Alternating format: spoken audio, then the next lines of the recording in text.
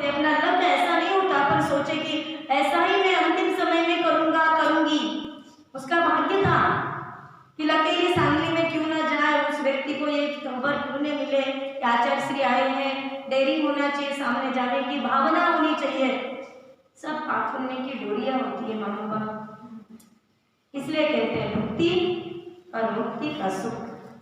जैसे भाग्यवान पुरुष कामधेनु, कल्पवृक्ष, चिंतामणि, रत्न, रसायन प्राप्त करके संसार के उत्कृष्ट सुखों को भोगता है, वैसे ही सम्यक दृष्टि जो सम्यक दर्शन को प्राप्त करने वाला जीव जहठियम यथास्थित क्रमशः उत्तम सुखों को प्राप्त करता है। ऐसा जानिए जिसके पास सम्यक दर्शन है, जिसके पास सम्यक दर्शन पूर्व पुण्य की संपदा है, उसको ना चाहिए तो भी गाड़ी बंगला मकान एक कामधेनु जैसा और चिंतामणि रत्न जैसा काम करता है।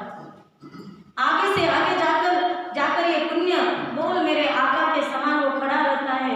अपने इतना सा सोचते इतनी संपदा मिलती, इतना सा सोचते इतना सारा काम होता है, ऐसे होता है।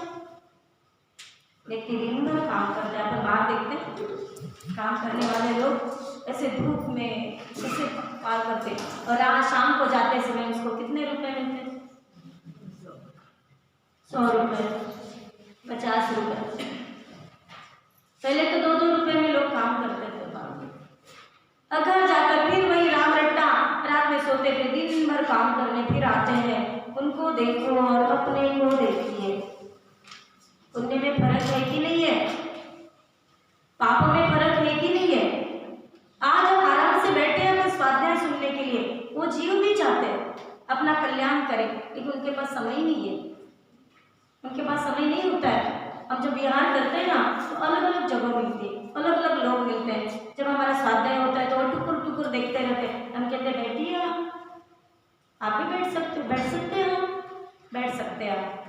समझ में आने जैसी उनकी बात करते हैं तो काफी सुकून शांति मिलती है। बहुत अच्छा लगा, आपका लाभ हमें मिला। कोई भी मंदिर मिलो, कोई भी घर मिलो, क्या फर्क पड़ता है? सिर्फ मांस मच्छी वाला घर नहीं होना चाहिए, हिंसा कांड होने वाला मंदिर नहीं होना चाहिए। काफी लोगों को फायदा होता है, काफी लोगों को आनंद आता है कि जैन धर्म में इतना अच्छा है। यही सम्यक दर्शन है, यही सम्यक दर्शन की प्रभाव है महानुभाव।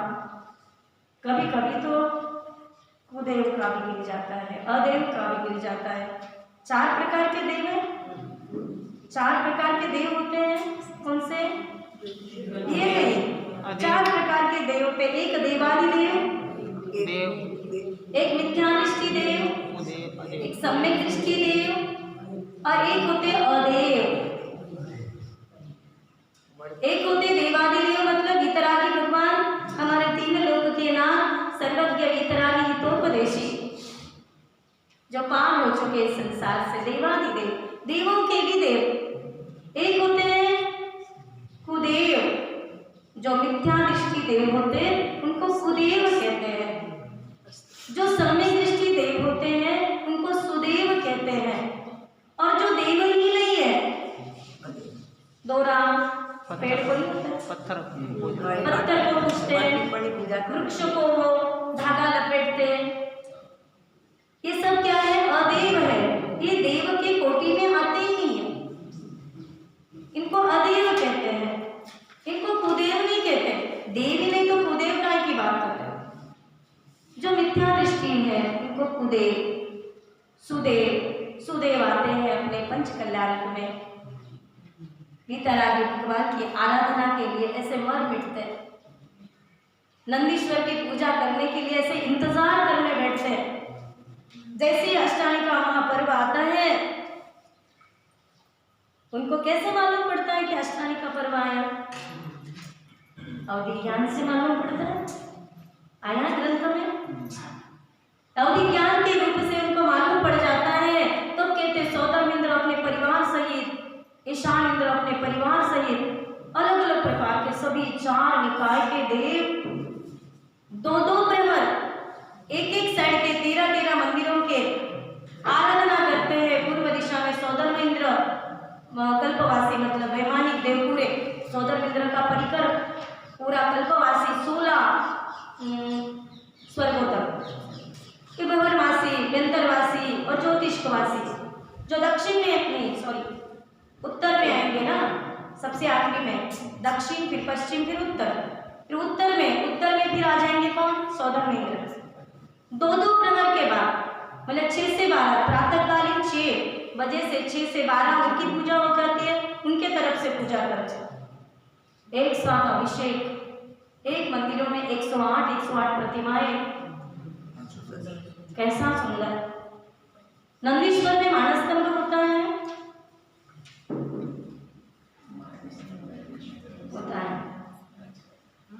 मानस्तंभ भी होते हैं। नाट्यशालाएं होती है, हाँ नाट्यशालाएं होती है। वेदिकाएं होती है, हाँ होती है।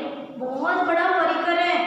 अपन तो नक्शा देखते तो यहाँ अंजनगिरी या ददीपुर और ये 8 रतिकर इधर भी है, ये 13 बस इतना थोड़ा है। एक मंदिर में दूसरे मंदिर का नाम निशान जल्दी दिखता नहीं है, अपने को तो दिखेगा नहीं, अपन तो जाते ही नहीं, कल्पना नहीं कर सकते। लेकिन स्वर्ग के देव जाते हैं तो इतने आनंद से अप्सराएं नृत्य क्या करती है, भजन क्या गाती है। बाकी देव अभिषेक जब सौदामिनी सबसे पहला उनको मान सम्मान मिलता है सौदामिनी को, फिर उनके जो परिकर में जो ईशान इंद्र है इनको भी मिलता सौभाग्य। जब तक वो करते हैं तब तक तो बाकी के देव अपने ताली से अपने ताल से बहुत नृत्य कर करके उसका आनंद ले लेते हैं। सामग्री के भी पहाड़ बन जाते हैं, दिव्य होता है, सब कुछ चढ़ाते हैं। कहते सौदामिनी क्या लेके आता है? श्रीफल लेके आता है, श्रीफल दिव्य वाले। अभी अपन तो यहाँ के लाएंगे, अपने लिए वही दिव्य, उनके पास वो कल्पवृक्ष है, अपने पास ये है। सबका अलग अलग दिया है कि सौदामिनी मतलब पर्टिकुलर क्या लेके आएगा। जैसे आप करते हो ना कि तुम ये लेके आना, तुम वो लेके आना, सामूहिक जो सब विधान होता है तो आपके पास ये अरेंजमेंट है, वैसा भी वहाँ होता है। तिलोई पन्नती की बात है, इसमें तिलोई पन्नती का प्रकरण आया है कि कौन से केले कौन लेके आएगा, ये कौन लेके आएगा, सुपारी के घोष कौन लेके आएगा, पर्टिकुलर उसी देव को दिया। और बिल्कुल ताल मृदंग के साथ इतनी भक्ति गंगा के साथ मधुर वचनों के साथ पूजा आरंभ होती है। 8 दिन तक लगातार रात दिन वाद्य होते हैं। हाँ वाद्य होते हैं। कितने प्रकार के वाद्य होते हैं? सारे 12 करोड़ वाद्य वहाँ पे भी होते हैं। तीर्थंकर के समय तो होते हैं प्रकार के मतलब कि पेटी होगी तो अनेक प्रकार की पेटी होगी, ढोलक होंगे तो अनेक प्रकार के बताइए। कोई खाली उनको थोड़ा ले लेके तोप के उन्होंने भावना बनाई, ढोलक गले में उन्होंने भावना बनाई, मुझे ये तो हाथ में आता है, जैसे अपनी भावना बनाई तो हाथ है वैसे वहाँ पे भी कल्पवृक्ष होते हैं। हाँ सब प्रकार का यह बहुत अच्छा है। नंदीश्वर की जो भक्ति है ना, भक्ति के अंदर ये सब आया। मानस्तंभ होते हैं, वेदिकाएं होती है, वापिकाएं होती है, सब कुछ आया है। बहुत सुंदर नाट्यशालाएं होती है। और इसके बाद में वहाँ पे आराम गृह भी होते हैं, कौन करेगा आराम वगैरह, और वहाँ सब होता है। और इसके बावजूद अष्टामी का महापर्व होने के बाद वो तुरंत जाते अपने अपने स्थान पे ना, पूरे नंदीश्वर के 52 चैतालय की परिक्रमा करते हैं। उनको टाइम नहीं लगता भाई, अपने को सोचना पड़े, उनको ज़्यादा टाइम नहीं लगता और परिक्रमा करते हैं 3। इसके बाद में 80 जो 5 मेरू के 80 जिनालय 80 चैतालय उनकी वंदना करने के लिए जाते हैं, उनकी परिक्रमा करते पूरी। और इसके बाद में अपने अपने स्थान से जो स्वर्ग जाना है, स्वर्ग जो मध्य लोक है, उसका जहाँ जहाँ निवास है वहाँ चले जाते हैं। मानव सम्यक दर्शन की सब महिमाएं, बाकी और कुछ नहीं है। सम्यक्त्व है तो भक्ति की गंगा में डूब जाओगे, सम्यक्त्व नहीं है तो वाहन की चकाचौंध में डूब जाएंगे। बोलिए भैया जी। जिस प्रकार कोई भगवान पुरुष कामधेनु एक प्रकार की गाय जो समस्त शिक्षा इच्छित पदार्थों को देती है, कल्पवृक्ष एक प्रकार का वृक्ष जो याचना करने पर इच्छित पदार्थों को प्रदान करता है, चिंतामणि रथ एक प्रकार का रथ जो चिंतित पदार्थ को तत्काल देता है और रसायन स्वर्ण आदि बनाने में सहायक पदार्थ को प्राप्त कर संसार के उत्तम सुखों को प्राप्त करता है। उसी प्रकार सम्यक रूपी रथ को प्राप्त करने वाला जीव क्रमशः भुक्ति और मुक्ति के उत्तमोत्तम सुखों को भोगता है, ऐसा जानना चाहिए। जब तक मुक्ति नहीं मिलती तब संसार में तो रहना ही है, लेकिन वो सम्यक दृष्टि जीव जब संसार में रहता भी है, उत्तम उत्तम चीजों को प्राप्त कर लेता है, लेकिन उसमें न रमते हुए आगे मुक्ति को चला जाता है। जिस आत्मा को उसने स्वतंत्र करने की कसम खाई थी, उस आत्मा को स्वतंत्र करके ही रह जाता है। आया था ना कल अपन ने एक गाथा देखी थी ऐसी, भेद विज्ञानतः सिद्धा सिद्धा एक केचन तस्य अभावतः बद्धा बद्धा एक केचन। जिन्होंने भेद विज्ञान किया वो सिद्धालय में पहुंच गए, और जिन्होंने आज तक भेद विज्ञान नहीं किया वो यहीं पे विराजमान है। करिए, आत्मा को स्वतंत्र करने की कोशिश करिए। सुबह भी हमने उस लाइनों को दोहराया था, अभी भी करेंगे अपन। पुकारे आज तुझे तेरी आत्मा, तुझे को जगाए रे, भूल गया तू पद अपना, बोध कराए। पुकारे आज तुझे तेरी आत्मा, तुझे को जगाए रे, भूल गया तू पद अपना, बोध कराए। पुकारे आज तुझे तेरी आत्मा। और सुंदर एक शब्द में आप अंदर की तरफ जाने का मन करेगा आपको। कितने जन्मों की भटकन सहती है आत्मा, सहती है आत्मा। डबल वाला आता है तो आप बोल सकते मेरे साथ। कितने जन्मों की भटकन सहती है आत्मा, सहती है आत्मा। अपने बाबुल घर जाने तरसे आत्मा, तरसे आत्मा। अपने बाबुल घर जाने तरसे आत्मा, तरसे आत्मा। चेतन सुन, अपने बाबुल घर जाने तरसे आत्मा। पिंजरे के पंछी बन गए कहे आत्मा, पुकारे आज तुझे तेरी आत्मा, तुझे को जगाए रे, भूल गया तू पद अपना, बोध कराए। पुकारे आज तुझे तेरी आत्मा। कितना सुंदर। अपने आप को पुकारिए, सुनने की कोशिश करिए।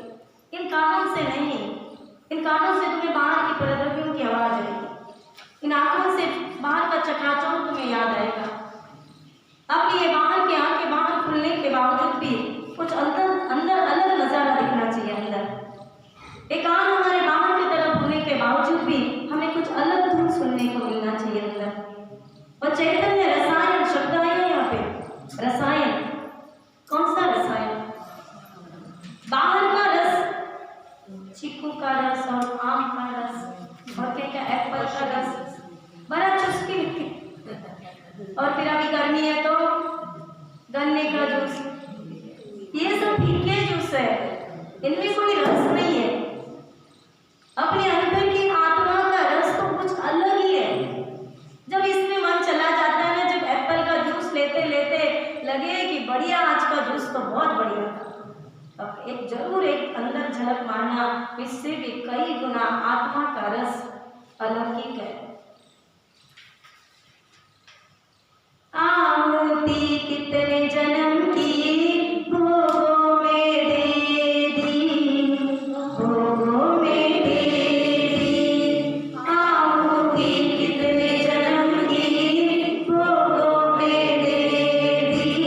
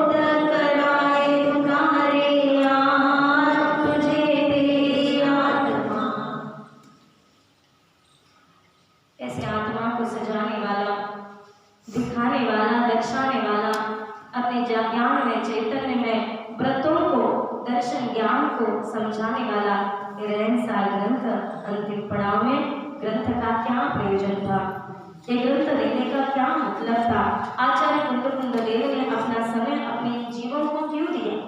आज वो नहीं होते तो ग्रंथ नहीं होता, ग्रंथ नहीं होते तो अपन नहीं समझ पाते तत्वों को।